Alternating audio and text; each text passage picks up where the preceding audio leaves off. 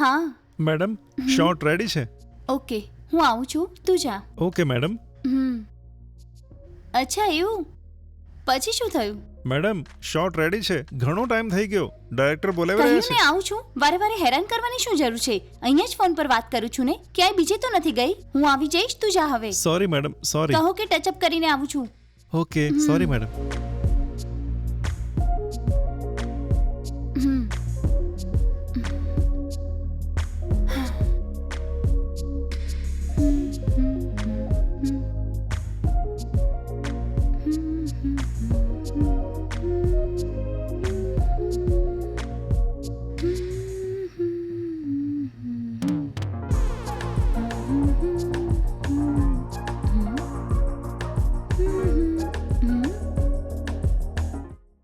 Sir, તમે અહીંયા શું કરો છો? ડ્રેસ ચેન્જ કરું છું અને કીધા વગર અંદર આવો છો, કોઈ ડિસન્સી નથી. શું મેડમ, તમે કેટલું મોડું કરો છો? 1 કલાકથી આખો સેટ તમારી રાહ જોઈ રહ્યો છે. જ્યારે જુઓ ત્યારે તમે રૂમ બંધ કરીને ફોન પર વાત કરો છો. 2 વાર આસિસ્ટન્ટને મેં તમને બોલાવવા માટે મોકલ્યો હતો અહીંયા. તેને કહ્યું કે તમે હજુ ફોન જ કરો છો. જો આમ કરશો તો ઘણું નુકસાન થશે. તમારી માટે બધા ત્યાં બહાર રાહ જોઈ રહ્યા છે. તું જોઈ લેજે, પ્રોડ્યુસરને હમણાં આ વાત કહું છું. શું? પ્રોડ્યુસરને જેને બોલશો? અરે કોઈને પણ જેને બોલો, મને આઈ ડોન્ટ કેર. જરા એની અક્કડ તો જુઓ. આને છોડીશ નહીં હું, જોઈ લેજે. પ્રોડ્યુસરને હમણાં જ આ વાત કહીને આને નીકાળવો પડશે.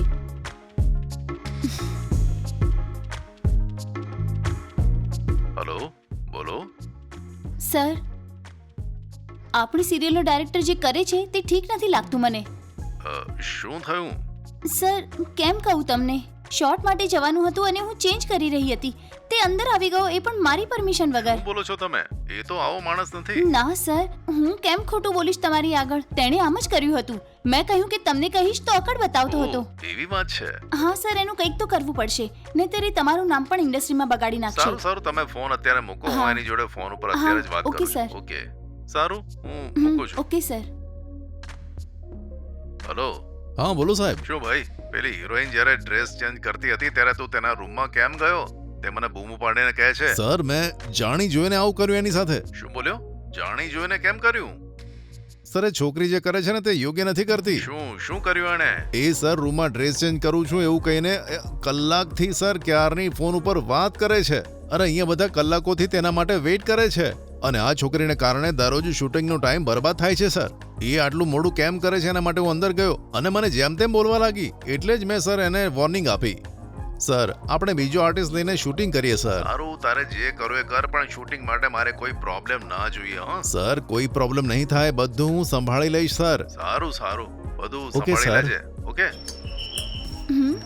આ ટાઈમે કોણ આવ્યું? કેમ છો? હાય, તમે કોણ? રમેશ ઘરે નથી? ના, એ તો બહાર ગયા છે. ઓ એમ. શું હું જાણી શકું કે તમે કોણ છો? લાગે છે કે તમને જોયેલા છે. હું રમેશનો દોસ્ત છું. આપણે એકવાર બહાર મળ્યા પણ હતા. અચ્છા, તમે? અરે હા, આવો ને, અંદર આવો. ઓકે જી.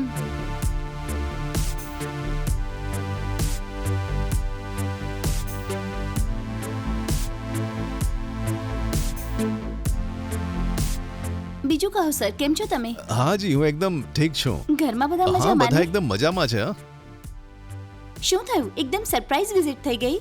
એક ફોન કર્યો હોત તો રહી જાત ના, ઘરે. એવું કઈ વાત નથી. એક નાના કામ માટે હું જ્યારે બાજુમાં આવ્યો હતો, વિચાર્યું ઓકે. કે આટલો દૂર આવ્યો છું તો રમેશને મળીને જ જઉં.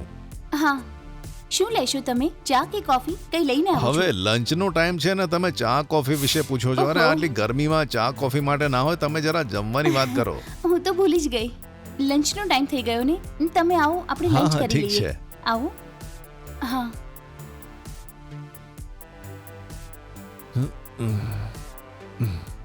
તમે બેસો, હું હમણાં જ હા જમવાનું જી, પીરસું ઠીક છું. છે. આ લો, જમો. વાવ, ખાવાનું સરસ છે. Thank you. ખરેખર ખૂબ સરસ છે. કેવી રીતે પકાવ્યું?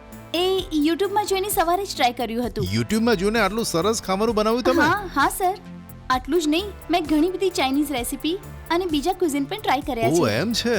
હું પણ ઘણા દિવસથી વિચારતો હતો લગ્ન કરવા હોય ને તો સરસ ખાવાનું બનાવતી અને તેની જોડે કરવાના. ઓહ, અચ્છા.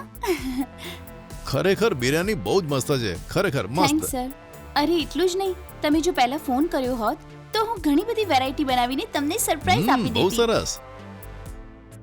હંમેશા એક જ પ્રકારનું ખાવાનું કોઈ પસંદ નથી કરતું ને, મને પણ એ પસંદ નથી, એટલે હું યુટ્યુબમાં જોઈને કંઈ ને કંઈ ટ્રાય કરતી રહું છું અને મારા પતિને અલગ અલગ ખાવાનું બનાવીને તેમને રોજે કંઈક અલગ આપું છું. ઓહ એમ વાત છે. હમ. બીજું કંઈ ખાશો તમે? લઈ આવું? તમે તો બધું પૂરું કર્યું. મારા પતિ તો ચૂઝાની જેમ આટલું આટલું ખાઈને અડધા પેટે જ એમનેમ ચાલ્યા જાય છે. તમે તો બધું પૂરું કર્યું. એટલી પસંદ આવી અરે મારી એકદમ બિરયાની. મસ્ત સાચે? હતું. હા. તો બેસો ને, હું અરે ના વધારે ના લઈ ના, જુઓ આવું. ને પેટ પણ એકદમ ભરાઈ ગયું છે મારું. હા, ઓકે. જો તમે જીદ કરો છો તો એક દિવસ ફરીથી આવીને ખાઈને હા, જઈશ. જરૂર આવજો તમે. આ પ્લેટને હું ધોઈ નાખું? અરે નહીં નહીં, એ હું કરી લઈશ. સારું, વાંધો નહીં. તો સારું, હું નીકળું હા, છું ઠીક અને છે. રમેશને બતાવજો કે હા, હું આવ્યો ચોક્કસ હતો. કહીશ.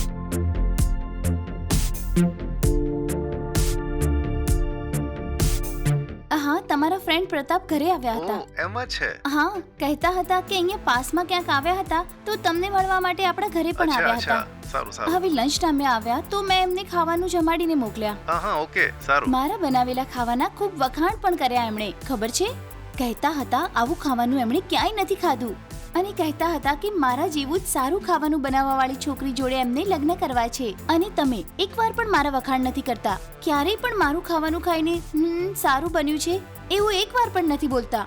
કંઈક તો શીખો તમારા દોસ્તથી. સારું ઠીક છે. અને મારે એક જરૂરી કામ છે, હું ફોન મૂકું છું. જલ્દી ઘરે આવજો. સારું ફોન મૂક. ઠીક છે, બાય.